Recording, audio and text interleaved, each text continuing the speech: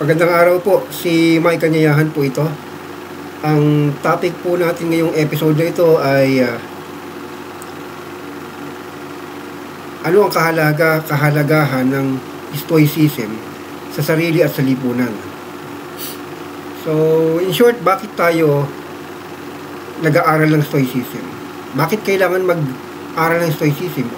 Or bakit kailangan maging stoic? So, tulad ng ibang pag-aaral ng mga self-help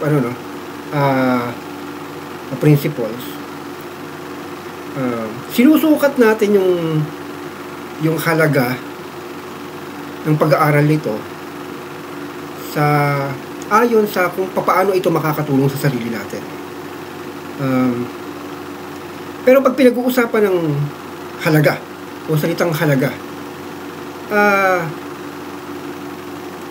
tayo ay may kakaibang konsepto o pag-intindi dito kumpara sa pag-intindi ng ating mga ninuno sa kung ano ang halaga o mahalaga. Diba? Lalo na ngayon sa modernong kapitalismo na kung saan naghahari ang pera at sinusukat natin ang halaga ng lahat ng bagay ayon sa presyo nito. In short, sinusukat natin ang lahat ng bagay ayon sa pera. Pera lang ang katapat para gano'n. Yan ang yan ang katotohanan sa panahon natin ngayon. Kaya pag sinabing mahalaga ang isang bagay, may kapalit, Ano yung kapalit nun, Yun yung halaga. At in short, para sa atin, sa kasalukuyan, pag sinabing mahalaga, may mapapala tayo. Ganun tayo mag-isip ng kung anong mahalaga. Unlike dun sa panahon ng mga ninuno natin, na dinedetermine lang nila kung mahalaga o hindi yung isang bagay. At pag mahalaga yung bagay, hindi nila ito sinusukat ng eksaktong sukat. Kung hindi, ano yung nararamdaman nila doon sa isang bagay. At pag sinabi nilang napakahalaga ng isang bagay, hindi nila alam kung anong kapalit yun. Minsan walang kapalit. At para sa kanila, nung unang panahon, pag sinabing mahalaga, especially, although totoo ito, kahit dito sa Pilipinas nung unang panahon, pero particular, sa ancient Greece, pag sinabing mahalaga, walang paki ang tao kung may mapapala siya dito o hindi. Pag sinabing napakahalaga ng katotohanan, wala silang paki kung may mapapala sila sa katotohanan o wala. Bakit mahalaga ang virtue? Bakit mahalaga ang paggawa ng tama? So yun. Dito papasok yung pamantayan ng mga Stoic kung ano ang mahalaga. At yun ang gagamitin natin. Pero alam ko na hindi ito maintindihan ng kasulukuyang pandinig natin. Kung gagamitin ko ang batayan ng halaga ng mga ninuno natin. Kasi lalabas dito ang magiging pag-intindi ng pangkaraniwang tao, ng masa o ng kasalukuyang pandinig natin. Ang pagproseso rito ay ayon sa mga sa mga ninuno natin. Mahalaga yung bagay kasi wala lang, kasi mahalaga lang siya. Ganun lang. Hindi natin maintindihan, pero parang ganun ang dating, sa ngayon, sinasabi natin ng bagay mahalaga kasi may mapapala tayo. Pag wala tayong mapapala, walang silbi sa atin to, walang halaga. Ganun tayo mag-isip ngayon. Pero ikukunik ko pa rin, may mapapala ba tayo, sa pag-aaral ng stoicism o at pag-practice ng stoicism? Ano mapapala natin sa sarili? Ano mapapala natin sa lipunan? Ngayon, pinasok ko na yung lipunan. Bakit? Dali Ganito yun. May halaga sa atin ng isang bagay kung may direktang epekto ito sa atin. So, sarili, diba? Ngayon, kung walang direktang epekto sa sarili, indirect. Halimbawa, yung isang bagay mahalaga kasi may magandang maidudulot sa pamilya natin o sa mga tao sa paligid natin. At kapag maayos o maganda ang epekto nito sa mga mahal natin sa buhay o mga kaibigan o mga tao sa paligid, damay na tayo ron, di ba? So, indirect yung effect. Ngayon, kung wala namang halaga rito sa sarili mo directly o directly sa mga tao sa paligid mo, anong halaga nito sa lipunan? No, kung ito ay may magandang epekto sa lipunan, so damay na rin tayo ron. Indirectly, mag-benefit tayo. So, in short, no, napaka-consequentialist natin pagdating sa salitang halaga. While ang mga Stoic ay hindi consequentialist. Deontological sila. Pag sinabing deontological or deontology, hindi nagbibigay ng emphasis sa result or outcome. The end does not justify the means para sa mga Stoic. So, hindi yung yung result o yung mapapala o hindi mapapala. Ganun mag-isip ang mga Stoic. Hindi sila opportunist. Hindi opportunist ang mga Stoic. Hindi sila consequentialist. So yun. So, ano ngayon mapapala natin? So, pag sabing deontology or deontological, meaning to say, may goal ka. Hindi dahil may mapapala ka ron. No? May goal ka. Kung hindi, meron kang sense of duty. Meron kang ina-acknowledge na role. Meron kang sense of purpose. So, ibig sabihin, alam niyo yung siguro nagbasa kayo ng purpose-driven life ni Rick Warren. Meron siyang mga pangunahing linya rin na it's not about you, no? So, okay, it's about God, it's about ganun, parang ganun. Pag sabing purpose, meron kang meron kang ginagampanang role sa mundo. Ano man 'yon, no? Hindi mo man alam 'yon o wala mang nakakaalam kung ano 'yon. Meron kang hindi ka pinanganak ng walang saysay. May saysay ang buhay mo. Kaya ka nandito, may halaga ka. Ibig sabihin, innate yung halaga mo. Apa na para bang birth. Ando na, may halaga ka na.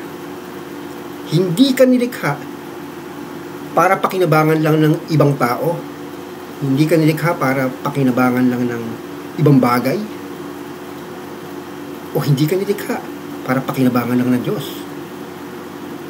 May purpose ka sa sarili. Meron kang role. May duty ka na without which, no? Kung wala ka, may mga bagay na hindi mangyayari. Kung wala ka, wala yung contribution mo sa mundo na maaaring may kinalaman sa pag-igi ng pag-inog ng tadhana. Diba? So, purposeful ang pagtanaw ng mga Stoic sa kung ano ba ang dapat nating gawin o kung bakit ba natin ginagawa ang isang bagay. So, kaya ganun din sa halaga. So, deontological. So, ngayon, pagdating sa halaga ng Stoicism, pag-aaral, i-apply din natin yung ganitong okay, yung ganitong method. So, ano ba ang halaga ng Stoicism sa sarili at sa lipunan? So, ibig sabihin, kung wala ang Stoicism, hindi magiging maayos ang sarili mo at ang mundo. Ngayon, Pag sinabing hindi maayos, hindi tayo nag-uusap ng benefit. Dahil anong ibe-benefit mo kung maayos ka na? Anong benefit pa yung hahanapin mo? Ngayon, kung sira ka, wala rin tayong pinag-uusapang benefit doon, kundi aayusin mo lang sarili mo. So, walang extra. Kasi pag sinabi natin benefit, extra yun. Diba? Something extra na makakapagpasaya, makakapagkatulong sa'yo or kung ano man, o sa makakasatisfy ng desire mo or ego or whatever. So, o thirst, kung ano man yan, urge. Pero, ang sinasabi natin ditong sinasabi natin ditong kaayusan. Naniniwala kasi ang mga Stoics na ang sansinukob, na ang sanlibutan, ang kalikasan at sangkatauhan ay original na maayos. Especially pag sinabi nating kalikasan or nature, pinag-uusapan nito yung kabuuan ng lahat. Kasama na tayo doon. Maayos, original na maayos ang nature. Pero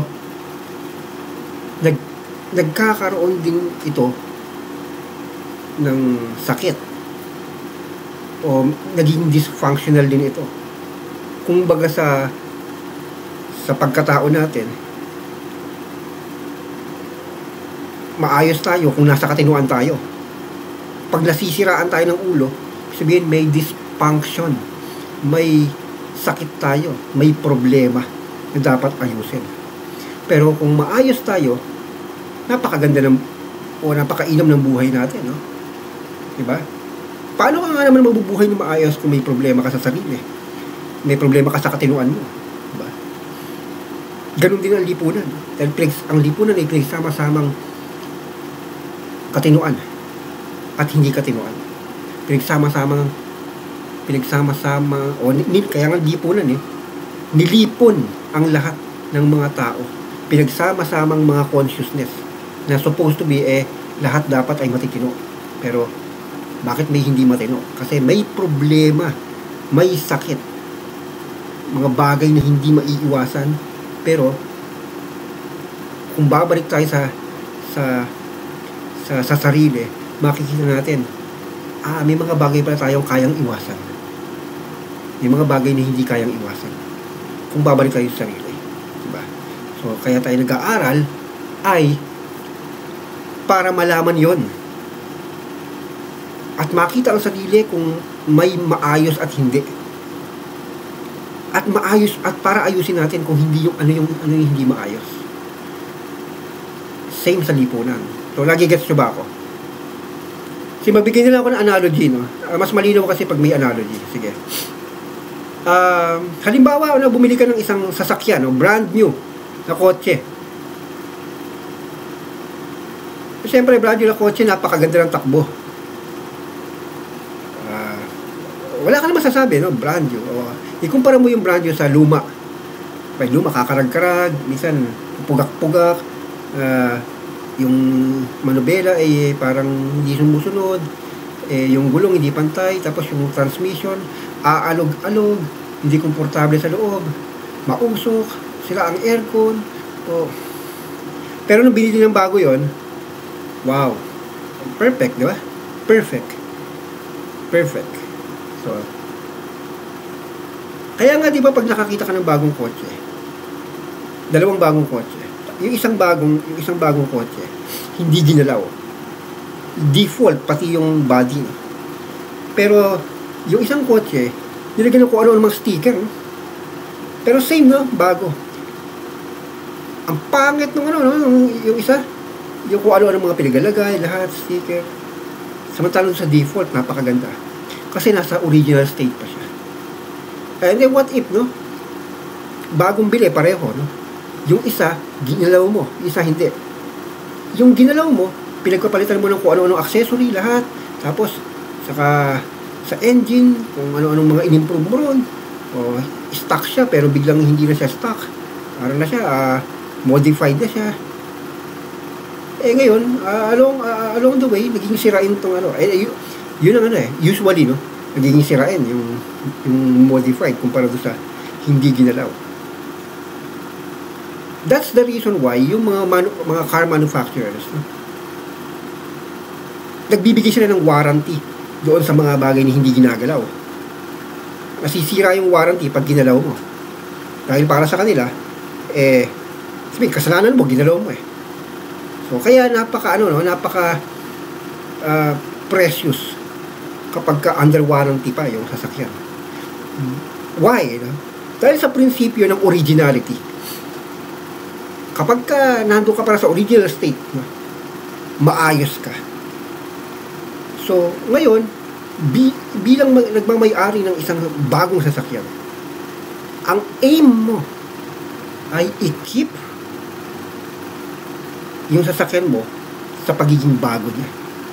Dahil nililinis mo para hindi madumihan, hindi magmukhang luma, o hindi maluma, hindi kalawangin, diba? Dahan-dahan ka magmaneho para hindi masyadong mapuwersa yung makina at yung mga suspension, no? At hindi mo pinapagamit sa iba kasi baka masira talaga. Kaya katagalan, diba? Tumatagal siya na mukhang bago pa rin dahil kinikip mo na bago siya. So, ano yung goal mo? Hindi kung ano pa man. Kung hindi, simple lang. Ibalik to sa original state. Or i-keep as much as possible sa original state niya. Ganon din tayo. Bilang tao, ganon din ang kalikasan. At ang lipunan bilang bahagi ng mundo. Ganon din. Na kung tayo ay nasa original state natin, sa term nga ng sa term nga ng mga Stoics, everything was good until nagkasakit na. Diba? So, ang purpose natin is to live in accordance with nature. Kasi ang nature natin ay maganda, maayos. Ang kalikasan natin, ano ba yung likas na katauhan natin, maganda, maayos. So, ngayon, bakit tayo nagkakamali? Dahil naging dysfunctional tayo or nagkakaroon tayo ng sakit sa sarili, sa ating soul. Sa term ng ng mga Stoics doon, soul. Pero sa panahon ngayon, paano natin intindihin ang soul, no? Psychology. Sa psyche natin, sa psyche, nagkakaproblema tayo. Diba? Dami ng nagkukos ng problema natin. Ng anxiety, naging anxious tayo, balisa sa mga bagay. Yung mga bagay na nakakapagbalisa sa atin. Ano pa? Mga bagay na labis sa pangailangan natin. Tulad ng pera, kapangyarihan, ano pa man. Na hindi naman yan original na bahagi ng kalikasan natin. So gano'n.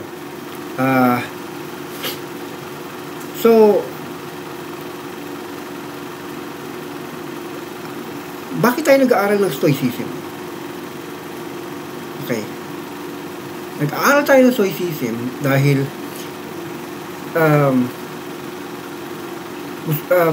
upang makita natin na tayo pala ay merong purpose. At ang purpose natin ay to live in accordance with nature. Ngayon, ano ba yung nature natin? No? So sige, ikumpara mo sa sa mga hayop, no?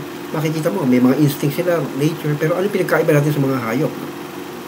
So, yung pinagkaiba natin sa hayop, meron tayong reason. So, yung reason, saan nang galing yun? Nanggaling ba sa gayon? From above na, toinks, privilege ba yun natin? Na, in the beginning, or sa design ng kalikasan, wala talaga tayong likas na kakayahan na mag-reason. Basta biglang binigay lang doon sa iilan or karapat-dapat, hindi. Para sa mga stoic, walang taong bobo. Ang kabobohan ay kapabayaan lang natin. Pero kung di natin pinabayaan ang sarili, makakabalik tayo sa nature natin na tayo ay higher being na capable of reason. So, yan ang kalikasan natin. No?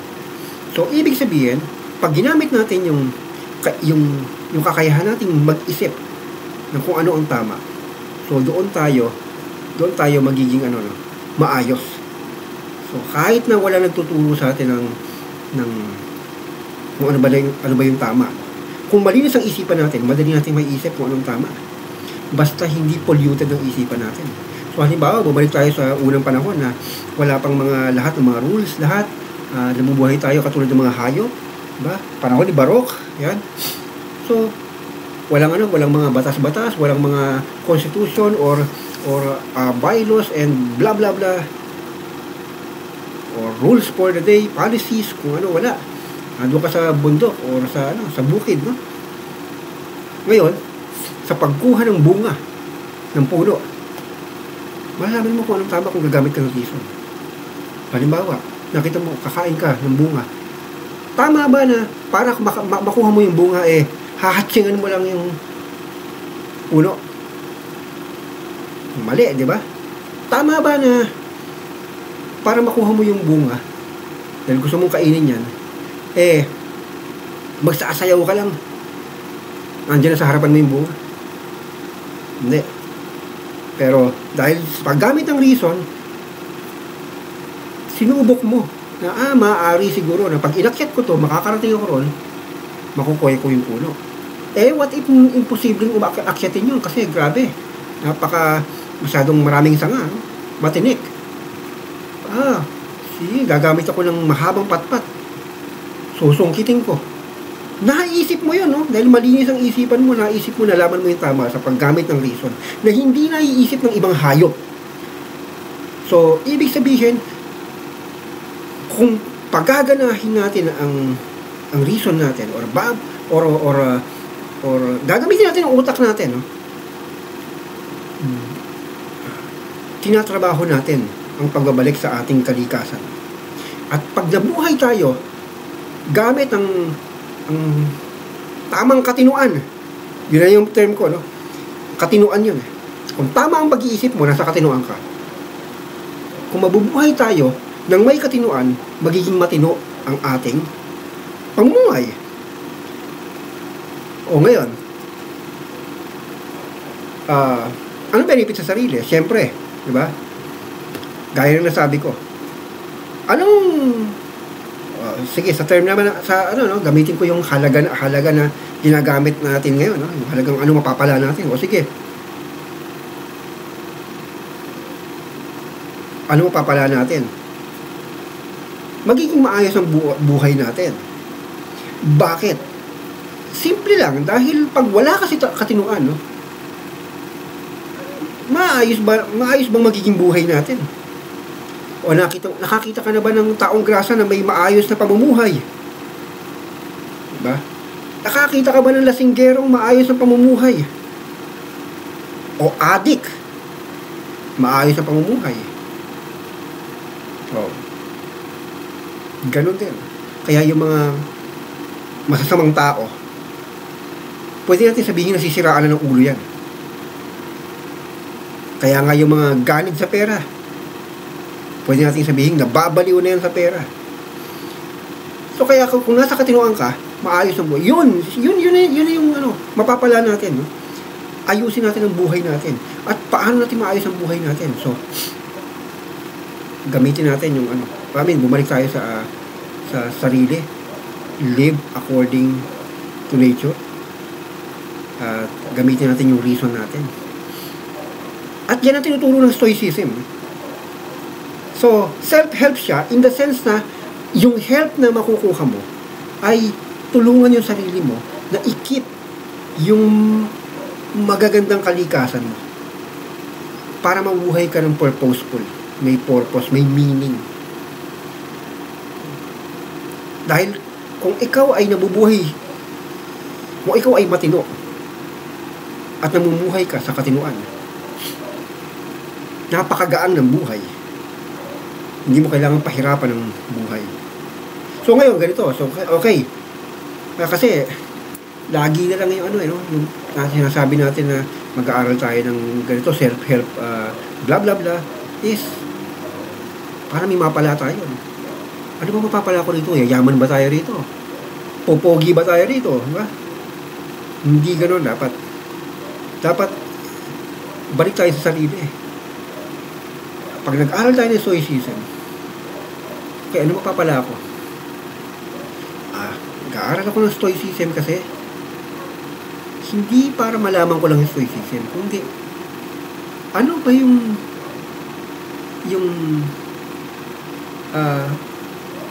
paano ito paiigihin yung sarili ko. Yun ang starting point. Kaya malalaman mo ang magiging maigi ito sa'yo dahil ito ay tutulungan ka na ibalik ka sa maayos na kalikasan mo upang mamuhay ka ng ayon sa kalikasan or according to nature. Ngayon, ang stoicism ay nagtuturo ng paano mabuhay paano mamuhay ng tama, no? So, ibig sabihin, paano mamuhay ng tama, dapat ang iniisip mo at gagawin mo ay tama. At sa paggawa ng tama, hindi yung benefit ang isipin mo. Dahil ang mga Stoics, para sa kanila, gumagawa sila ng tama, hindi dahil may reward o punishment. Hindi katulad natin ngayon, no? Na kahit sabihin mo, kahit mga miyembro ng mga simbahan, no? O ano man ang relihiyon mo, no? Sabihin mo, religious ka. Karamihan dyan, ginagawa ang tama dahil sa reward na mapunta sa langit o sa takot na mapunta sa impyerno. Pero ang mga Stoics, itinatama ang lahat, gagawin ang tama, hindi dahil sa anumang reward o punishment, kundi dahil ito ang tama. At ano ang tama? Mabuhay tayo ng ayon sa ano bang dapat nating pamumuhay, no? So, tulad nga ako ng sasakyan, di ba? Ano ba ang tamang hawak sa bagong sasakyan? Merong tamang paghawak doon. Hindi mo basta-basta haharurutin yun. Diba? Ang tama dyan ay suwabing maneho. So, yun yung tama. So, hindi ka nagmamaneho dahil ang purpose mo ay para maging pogi. Diba? Hindi ka bumili ng sasakyan para maging pogi. Hindi ka bumili ng sasakyan para madagdagan pa isang sasakyan. Bumili ka ng sasakyan para maging conveniente sa'yo. At pag sinabi mo conveniente sa'yo, magagamit mo. Pag sinabi mo magagamit mo, hindi pwedeng gagamitin mo lang ngayon o bukas o sa isang araw lang. Gusto mo gamitin ito ng pangmatagalan. So kaya may tamang paraan para gamitin yung sasakyan, di ba? So doon, ganun din tayo. So kaya ano mo papala mo sa defensive driving, no? Siyempre, hindi dahil para pumogi. Hindi yun, kundi para i-keep sa original state yung sasakyan mo at pati buhay mo. Dahil otherwise, kung di ka defensive driver, kasero ka, madali kang mamamatay, diba? Wasak din sa sasakyan mo. So ganun. Napakasimple lang ng anong gusto mangyari ng stoicism at bakit mahalaga. Mahalaga kasi Yun yung role natin. Ang mabuhay o gumawa ng tama. Gumawa ng tama. Bakit? Para mabuhay ng tama. At paano tayo nabubuhay ng tama? O bakit tayo dapat mabuhay ng tama? Siyempre, para para maging maayos ang lahat ng bagay. Okay. So ngayon, alam natin halaga doon sa sarili natin. O ano naman yung halaga nito sa lipunan? Okay. Tataas ba ng bababa ba ang inflation? Tataas ba ang GDP? Kapag nag-aaral ka ng stoicism? O magkakaroon ba ng magkakaroon ba ng mga mulat na mga mamamayan para sabihin, oy, mali ang mga ito. O magkakaroon ba ng ng mataas na antas ng teknolohiya? Magiging mura ba ang bilihin? Magiging malaya ba tayo? Anong okay. Hindi ko na iisa-isahin, kasi siyempre pag usapin ng hustisya, pwede natin sabihin na ang mga Stoics ay authority sa mga bagay na to. Dahil ang justice ay isa lang sa apat na virtues ng Stoicism. Justice. Okay. Meron pang wisdom. So, mahabang talakayan to. So, kung usapin ng justice. Pero, sabi ko nga sa inyo, nung sa mga nakaraang mga uploads ko, may mga Stoics nung unang panahon sa Imperyong Romano na mga mga asal bayani, mga heroic, mga tawag ito, mga altruistic, sabihin handang mamatay para sa panahon ngayon, para sa karapatan, para sa hustisya. Sila para sa virtue. Sinasabing virtue. Kasi sa Stoicism, number 1 ang integrity. So, kaya nga kung i-imagine mo, ano bang itsura ng isang lipunan ng mga Stoics? Kung titigan mo,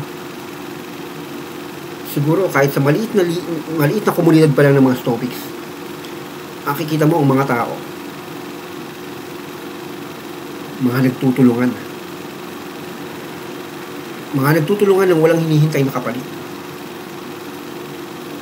mga handang magsakripisyo para sa lahat, hindi makasarili, hindi matakaw sa mga personal gains,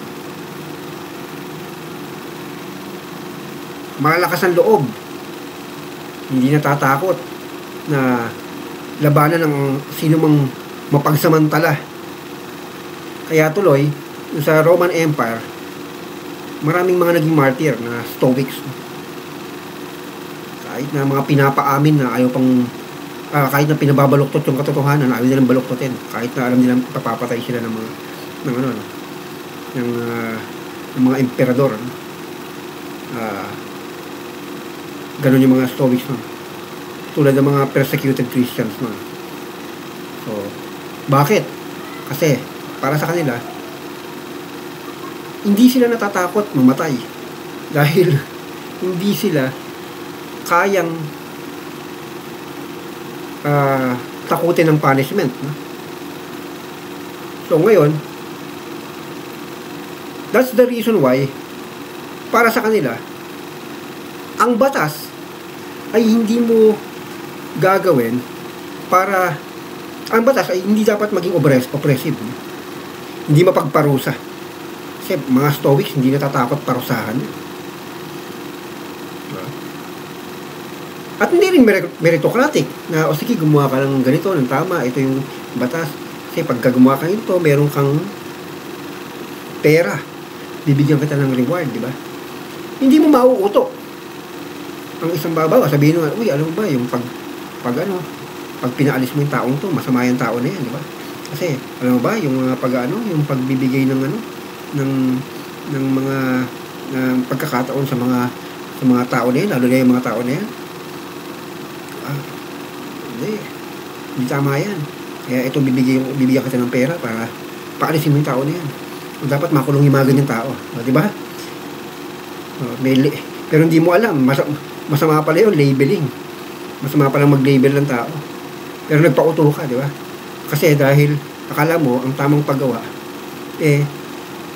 dahil doon sa reward na yun. So, hindi.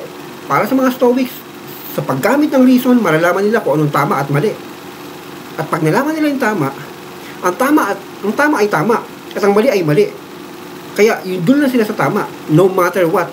Ano man ang reward or punishment, basta doon sila sa tama. Wala silang pake kung anong reward. Kaya tuloy, yung mga martyrs noon, talagang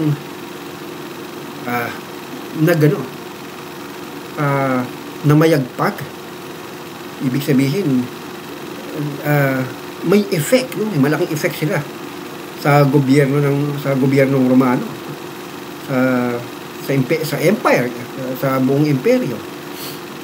Dahil doon, nagkaroon ng maraming kontribusyon ang Stoicism sa lipunan noon at ngayon.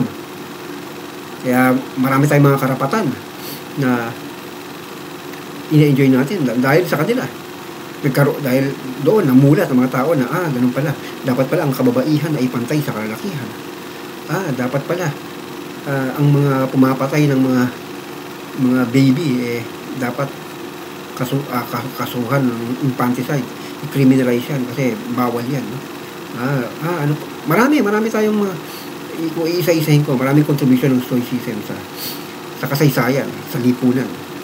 So kaya kung titignan ko, no, sa isang komunidad lang, maliit na lipunan, no, kung ang mga tao ay mga Stoics, para siyang lipunan na binubuo ng mga tao, ng mga mamamayan, ng mga bayani, diba? Hindi naman natin masabing mga binubuo ng mga mamamayang mga aktivista o mga militante, hindi. Kasi pag sinabi nating activist, nandiyan yung nandiyan yung stereotyping na reklamador, di ba? O ganito. Ang mga Stoics, hindi yan reklamador. Pero pag mo sasagarin yan, kundi mas masahol pa sa mga reklamador yan. Kasi susugod sa iyan ng talagang walang nararamdamang takot. Ganun yan. Dahil alam nila yun ang tama. So, ganyan. Hindi yan yung konting reklamo, hindi. Mas maganda yung term ng mga bayani. No? Kaya imagine mo, sa isang lipunan, no? Lahat puro mga mga katulad ni Jesus Christ ang mga nakatira. Diyos ko po. Ewan ko na lang kung kakailanganin pa natin ng gobyerno. Siguro superfluous na or parang kalabisan na magkatayo ka pa ng gobyerno kasi nagtatayo ka ng estado o ng gobyerno, ibig sabihin ang mga tao dapat kontrolin, no? Dahil matitigas ang ulo. Pero hindi, bakit mo kakailanganin yun? Bakit mo ipupulis yung sarili mo kung wala nang kapulis-pulis sa sarili mo? Kung lahat ay nasa katinuan ang pag-iisip, no? So, kaya nga 'di ba, merong stereotyping ng mga PROMD or mga sinaunang mga rural communities na pag sinabi natin sa probinsya nung unang panahon, napakaganda, ganyan, tulungan ng mga tao, ganyan. Kasi nasa original state pa yung kultura ng tao. 'Di ba? Hindi pa siya masyadong infested ng capitalistic influence, especially ng pera, no? Kapangyarihan ng pera, no? Na nagbibigay ng pagkabalisa sa tao. So, gano'n. Yun. Ang kahalagahan ng Stoicism sa lipunan ay, siyempre, imagine mo, napakaraming Stoics. kung majority ng tao ay stoic. Wala tayong magiging mature yung democracy natin. Magiging mature yung pamamahala natin sa sarili bilang isang lipunan. Bakit? Dahil kahit na anong sistema ng lipunan pa ang itayo mo, kahit na anong sistemang pampolitika ang ilapat mo sa pagbabago ng gobyerno o anumang forma ng gobyerno ang ilagay mo dyan, baligtarin mo man ang tatsulok.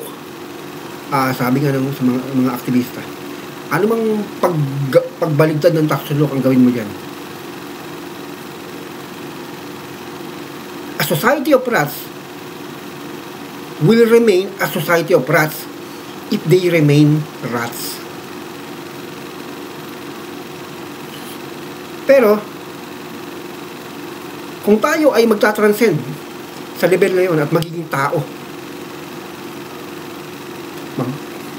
at magpapakatao, makakapagtayo tayo ng lipunan ng tao para sa tao. Yung lipunan ng tao para sa tao. Magagawa lang natin yung kung talagang tao tayo at nagpapakatao. At ang Stoicism ay pilosopiya ng pagpapakatao. Kaya kung tatanungin mo kung anong halaga ng Stoicism sa lipunan, mahalaga ang Stoicism para magkaroon tayo ng isang makataong lipunan. Yan po ang halaga ng Stoicism sa sarili at sa lipunan. Yun lang po. Hanggang sa susunod na episode. Ito po si Mike Anyayahan. May the force be with you.